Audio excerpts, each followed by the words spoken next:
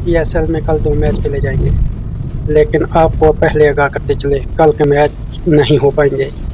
बारिश इतनी ज़्यादा है कि कल पहले मैच में तो बिल्कुल ही चांस नहीं। पिछले मैच जो दूसरा मैच है उसका फिर चांस बन सकते हैं, हो सकता है हो जाए। पहला मैच है लाहौर कलंदर्स और पेशावर ज़ल्मी के दरमियान। पहले टाइम जो है बारिश 80 से 90% है, यानी कि 1% भी मैच होने के चांस बिल्कुल नहीं। अगर बारिश रुक भी जाए तो फिर भी ग्राउंड साफ नहीं होगा, पानी नहीं उठाया जाएगा, बारिश इतनी है।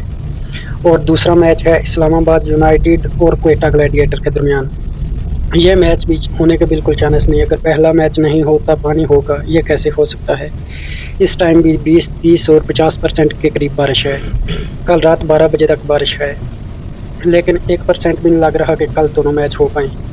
लाहौर कलंदर पहले 5 मैच हारी हुई है, पहले 6 मैच हारी हुई है, और इसका भी कुछ पता नहीं। अगर बारिश हो गई ये तो ग्रांटेड बार है, लाहौर कलंदर का बिल्कुल चांस नहीं। और इस्लामाबाद क्वेटा, क्वेटा पहले आगे है, इस्लामाबाद के भी चांस बन जाएंगे, हो सकता है वो भी आगे चला जाए।